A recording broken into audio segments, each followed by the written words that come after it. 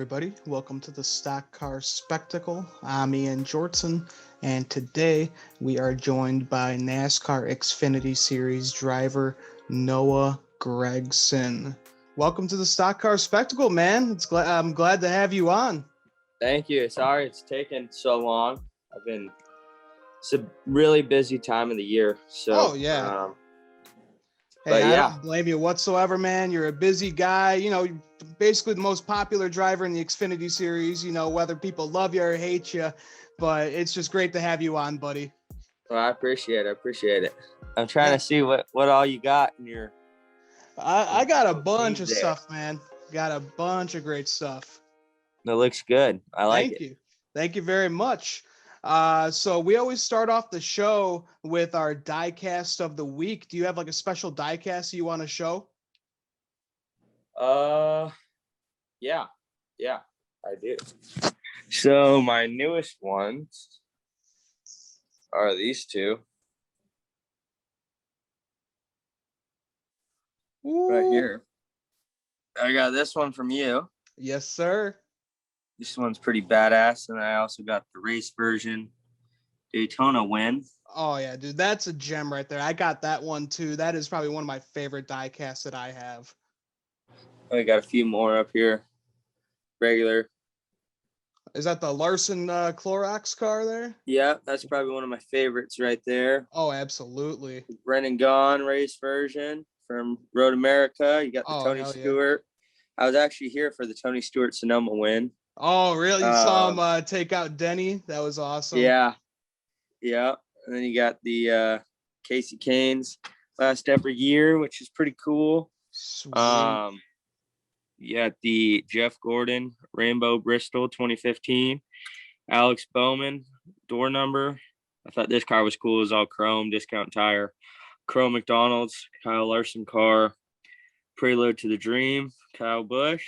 Yeah, that's a wild looking car right there. Which one? This one? Yeah, the Kyle Busch one. Yeah, have you seen it before?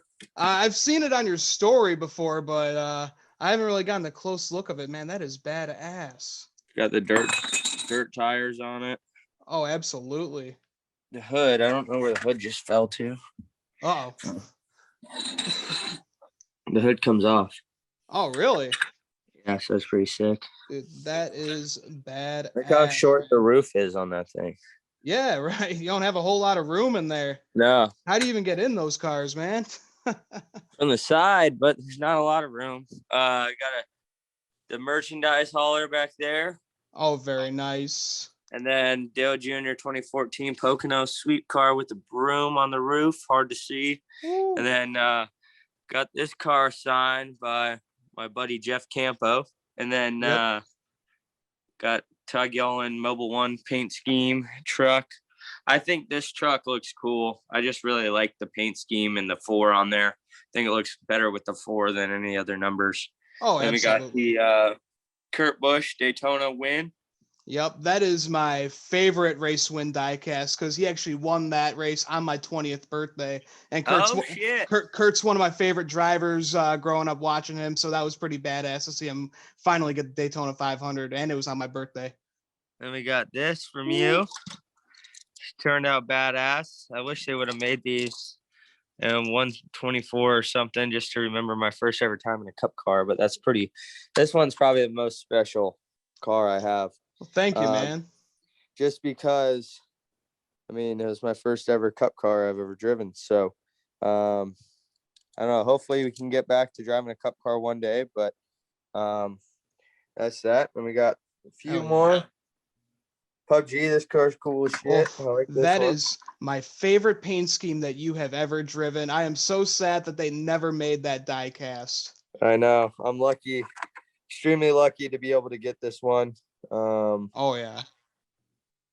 So got that, and a few more, couple customs here and there, and whatnot. But yeah, overall, it got a pretty cool little lineup here, and see, there's some differences kind of from the prototypes to the regular version. Prototype, it's a little more orange than the red here, if you can see that. I don't know if you can see that. Okay, yeah, I definitely do, yeah. but there's some subtle differences. Here's some prototypes compared to the real ones. White chassis, black chassis, and some small differences. But yeah, it's got some cool ones in the collection. Yeah, man, that's pretty awesome. I'm surprised you don't have a prototype from when you were like, supposedly going to run the 1 car before they switched you over to the 9. Well, I don't know if we had the paint scheme submitted or not, just because they got kind of started late. But that'd be a hot car if I had this one in the 1. I think that'd be a really hot seller. That'd be a cool one. But this is probably the most valuable. Or I'd say the switch truck prototype. There's not a lot of switch trucks out there. And you can also see the grill on this one. It's all kind of black. Oh, see yeah. That? Where on the real one, they tried to make it look like chrome.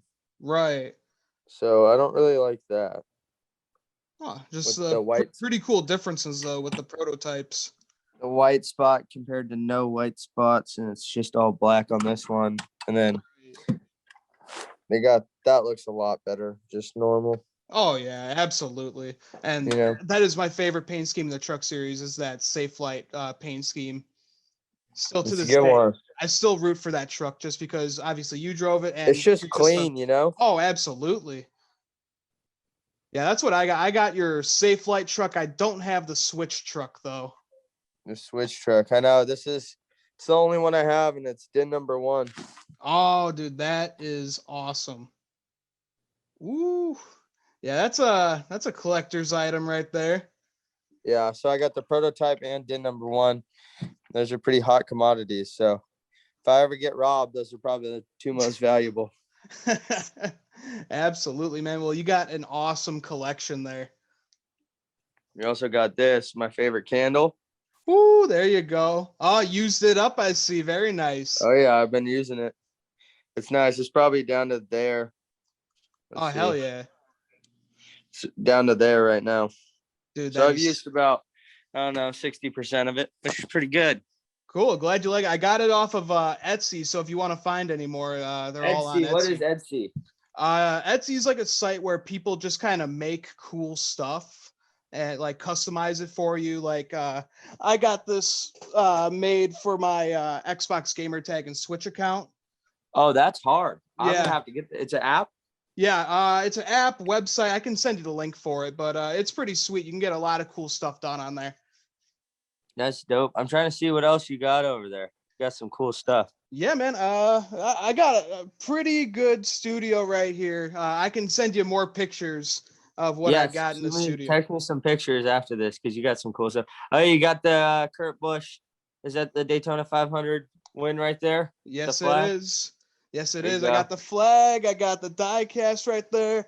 I got a poker chip from when I met Kurt in the garage area at Chicagoland a few years ago. Did he give you that? Yeah, he did. Yeah, because I thought about carrying around poker chips, like some NG poker chips that I could give out. Maybe pre-sign them or something and give them away when you're walking through the garage when fans get back. I think that'd be cool. That would be badass and was pretty cool. This was like $10 free on Global Poker when Kurt had that sponsor. Oh, that's smart. Yeah, that was pretty cool when they were doing that. That's a good idea. Yeah, right? So, yeah, man. So for my diecast, I got my Ricky Bobby Talladega Nights diecast right here. One of my favorite ones right here. And then I got the Boss Man right here, Dale Jr. I got his 2004 October Talladega win. One of my favorite diecasts that I got. The thing is awesome. Yep, and that was the race when he went into victory lane and he said, man, that don't mean shit. Daddy won here 10 times. Yeah, he got fined. What, 25 points, 15 points, 25 points? Yeah, he got fined, but hey, then you got away pretty clean, huh? Yeah, thankfully, luckily. Yeah, no kidding. But hey, all in the heat of the moment, may I say. That's right. Yeah, so let's kind of get into it a little bit. So what made you get into racing since you're around Vegas? It's not really a big racing hotspot like the South is. That's a good question. And it's, I think, good for everyone just because everyone has a unique start. But I feel like my start is maybe more to the unique side. So the way I got my start is I grew up playing football, basketball, lacrosse, hockey, you name it, stick and ball sports. And I always liked racing. I always liked action sports as well. I didn't get my start until I was 13 years old. Before that, like I said, I was doing the stick and ball stuff, but I really enjoyed the dirt biking, snowboarding, skateboarding, mountain biking, that kind of stuff, all that action sports. And so finally got to go to a little indoor go-kart track called Pole Position Raceway when I was probably 11 or 12, and raced there a lot, and became good at that. And I'm probably one of the faster guys at that track. And then little indoor go-kart track there in Vegas, and finally got the opportunity to drive a real race car in 2012 when I was 13 years old. I think it was March of 2012, and tested a Bandolero on a Wednesday of my spring break, a 7th grade, and then worked my way up, finished third in my first race, and then kind of just worked my way up from there, won the championship in Bandoleros in 2013, and raced legend cars for 2 years. And so I got started kind of late compared to most people. They start when they're 4, 5, 6 years old in go-karts or quarter midgets, stuff like that, where I was a little bit later. But, first generation racer in my family. So that's really cool, and got a tremendous amount of support from friends and family back in Las Vegas to this day. And I wouldn't be able to do it without all of them. Yeah, absolutely, man. Hey, and the rest is history. And talking about kids starting early, we just had Keelan Harvick racing with the Cup Boys on iRacing last night. So you could say he started pretty early. How'd he do? He got wrecked by, I know, Joey Gase or something. He got sent and he couldn't do a restart or something. So I think he ended up finishing like maybe 30th or something like that. But hey, before that wreck, he was like past Dale Jr. and Clint Boyer and all that. So he was out racing them boys. Really? Yeah, man. It was pretty wild. Just Damn. to see an 8-year-old race with the Cup Series drivers. It's just, It blows my mind. Yeah, that is wild. Yeah. So we're going to a couple new tracks this year. We got Circuit of the Americas, we got Nashville, the Cup guys, they raced at Bristol on dirt. So what's your favorite like change to this season? Either more road courses being added. I would love one change though in particular, and that is to be able to go to Homestead. I wish they could change the schedule to where we could go there every weekend. If I could like request, I go to Homestead every weekend, and then the Roval maybe 5 times a year. Yeah, man. You look at your stats at Homestead, it is just absolutely ridiculous, man. And I know it's just, there was so much pain that just came out of those past 3 races from there, but you have just proven that you just know how to kick some ass at that track, and got to get them dipshits out of the way. But hey, man, you're kicking ass at that track. And the Roval too. I can't believe that like you got wrecked like what 3-4 times in that race, still able to come back second and race Dinger for the lead there. That was one of the most incredible things I've ever seen. I saw you race at Iowa a few years ago. I saw you get into a wreck. I think you still finished like top 10 or something fourth, like that. We finished 4th that day. Yeah, and like you just know how to drive them cars when they're wrecked. I feel you drive them better when they are wrecked. I get more pissed off. That's what works. Look at Kyle Busch. Whenever he gets pissed off, he drives better. Yep, you gotta. I race every race like it's my last, because I don't know who's in the grandstands watching, and it might be their first time watching me. So I have to race my every single race like it's my last, and put it all out on the line. And I I keep my friends close. I keep my family close, and the people who are involved with my career close. And I sleep like a baby at night, just knowing that if I'm making those people happy, that's all that matters. So it's most important thing is to just try to do my best job and put it out all in there on the line, and just almost give no shits, if that makes sense. Yeah, no, absolutely, buddy. I mean, you always, you always say before like a race day, this is checkers or wreckers kind of deal. We're gonna go in and just give everything that we got, and you make some friends and you make some enemies too. We've seen that the past year, but just social media is toxic sometimes. So how do you just kind of deal with the haters on social media? It's just more fuel for the fire. I love it. Like, just like crashing or something, you just want to keep going. And I mean, Atlanta, we got into that wreck, came back to finish fourth, and locked ourselves in for the dash for cash. And you can quit, but what good is that going to do? We locked ourselves in. We had a good points finish. One thing as a kid, that I always learned was don't ever quit in anything you do. And so I don't know. I mean, to me, it's just I'm in a very fortunate position, and I'm very grateful for the opportunity that I have, and just trying to make the most of the opportunity. But ultimately, yeah, seeing stuff on Twitter and Instagram, you're not going to be able to please anyone. But being somebody who you're not is not an option to me, and I'm going to continue to be me. And obviously, you need to pick and choose your battles and kind of watch what you say sometimes. And but for the most part, I don't see how you can lose if you're being yourself.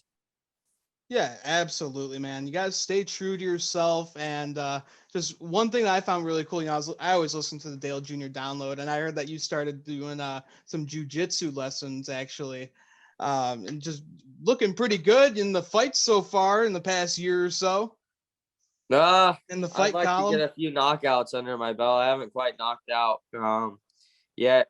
The one with Harrison was a pretty good one. I Yeah, that was a I for really good sure one, won man. that one, Oh but yeah, I you don't know. took him down, brother. Yeah, I wish they would have shown what was on the ground fight, because I think the people who are standing there, they know who the real winner of that one was, just based off of the air gasps on the ground. But Yeah. I do think it's pretty cool. Harrison's getting to get an opportunity to run that cup car down in Talladega. I'm really happy for him. I don't hate anyone, but Right. when tempers get hot, they get hot. But it's not like there's like I hate anyone. I'm really pumped up to see Harrison get that opportunity. I'm going to be cheering for him this weekend. Yeah, absolutely. Someone, you like raced around for a lot of your career, and, tempers are going to get high. And, when you got into it with Mr. Daniel Hamrick, my buddy Nick, he's a huge Daniel Hamrick fan. He's a co host on this show. And man, you should have seen this episode. We were just going at it. And it makes a fun rivalry. I know you guys might not like hate each other, but it makes a fun rivalry for the fans. That's for sure. Yeah, I think that's the most important thing is, we're entertainers at the end of the day. And you gotta entertain the fans. And so that's why I sometimes don't mind throwing hands and doing stuff, because it gains exposure for our series. I mean, your social medias go up, Yep. numbers go up 3-4 fold. And it's crazy what kind of controversy can do. Like Daryl Waltrip used to say, it doesn't matter if they're talking good about you or bad about you, they're talking, and that's what matters. Yeah, exactly. I mean, you look at Dale Earnhardt and Jeff Gordon back in the day. They may not have fought each other, but they were always, at each other's bumper every race, made for a good rivalry, and, merchandise for them just skyrocketed. So it's, the perfect thing that you can do is just kind of build like that kind of rivalry, make fans entertain, make fans want to watch, because I think that's what they need right now. Because, over the past 10-ish years, NASCAR is kind of, fallen down in the popularity, but lately, past year with everything that's happened, more eyes are coming on the sport, and we need more drivers like you that put excitement in every single week. And, you don't have those vanilla robot drivers like, yeah, car was good. We could have done this and that. You tell it how it is. And that's what I like about you, brother. Well, I try my best. I might not always be right, but I stay true to my guns and try to be myself. So it's hard to forget the truth, and it's easy to forget a lie, So you try to be someone you're not, it doesn't really matter. It's really easy to forget that. Absolutely, man. So, I know you got some plans soon, so I just want to ask you one more question before we go. I know you're a big gamer. You and me, we played some NHL, we played some other games on Xbox, but what is your go-to game that kind of just like zone out, turn your brain off, and just kind of forget about everything in the world? I bebop around a lot. I'll play. You used to play Fortnite, and then you play Supercross, and then you play NASCAR Inside Line, and then I'll play NHL, and then I'll play Warzone, and then right now I've been hooked on PGA golf. Yeah, buddy. Like, pretty good at the hole-in-ones on that game. Oh yeah, PGA games are the best. I've been playing those games like my whole life. Like, I'm pretty good at putting and reading the wind, I feel like. Like, I've always been good at like that kind of math, I guess you would call it. There's other math that I really suck at, but like, yeah, just how like angles and stuff. I was always really good at mini golf and all that kind of stuff. So that's why I really enjoy PGA, is because I can really make people mad. I hate playing NHL against you because I suck ass at it. But hey, we turn off the rules and you beat me pretty much every time. That's how you got to do it. You got to be able to go off sides and then be able to just dink it in, a little pass across the ice, and a little slapper in, one timer, and then the rest is history. But rules on, I'm always stick poking and doing all that shit that I shouldn't be. I remember you probably got like 35 minutes worth of penalties when we first played each other. You remember that? Oh yeah, that man. How can I not forget that, man? I think I got tripped probably 20 times. I'm like, this is bullshit. This is bullshit. But yeah, man, that was fun. But you, I really think you should start a Twitch or something with the amount of games that you play and, the kind of, audience that you have. I think it would just be great for, who you are, would be a Twitch account. So I had a Twitch and I was doing iRacing, but it became more of a job and not fun. If that makes sense. Yeah, I get you. Like, I love doing that, and I love doing Instagram lives and entertaining, but I'm not very computer savvy at all by any means. I know how to do like Microsoft Word and type an essay, print something out off the internet. But like, other than that, I don't really know how to like set up all that Streamlab or Stream Deck, whatever the hell they call it. It's a foreign language to me, and I don't understand it very well at all. So, but that being said, I do have Twitch. Haven't used it since the whole iRacing deal over the quarantine last year, because it simply just burnt me out. Yeah. Because they made you do it. I don't like being made to do something. And it just took all the, I don't know if there's a word, but enjoyability out of it. It just wasn't very enjoyable. I felt like I had to, like I was being forced to do something, kind of like reading a book or like something like that. Like, your teacher tells you need to read this book. You're not going to want to read it, but let's say you pick it up in 5 years and you read it, then you're interested, so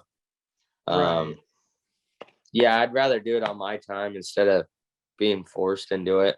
But yeah, absolutely. It's a job. It is what it is. But if I figured out a way where I could turn my Xbox on and hit start on my phone and start recording, if there's a way to do that, I'll start streaming, but I don't really know how to do that. So Okay. I just like sitting on the couch and playing games with my friends, and I haven't been playing Xbox too much.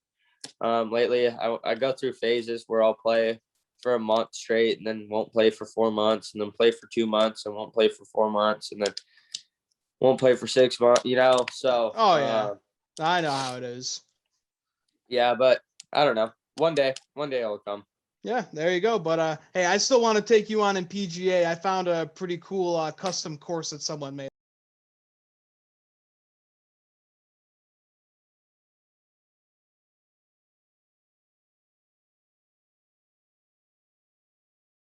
But it's a pretty fun course. Is it pretty hard? It's more kind of just like goofy. You just get some like ridiculous shots. Like the first hole is just like a 500-foot putt, like downhill. Really? Oh yeah. Damn. But all right, I don't want to leave you any longer, Noah. I thank you. No worries. I thank you for coming on to the Stock Car Spectacle. I know it's been a long time coming, but buddy, this was fun. I hope to have you on again soon when my other co-hosts are on, because they would love to talk to you, man. Heck yeah, we'll make it happen one of these times. I know it when we get a little less busy or the off season or something, we'll for sure do it. Yeah, absolutely, brother. All right, so thanks for coming on. Good luck this weekend at Talladega. Go get that dash for cash, buddy, and we'll talk to you later. Sounds good. Thank you. All right, buddy. Brother. Thanks a lot.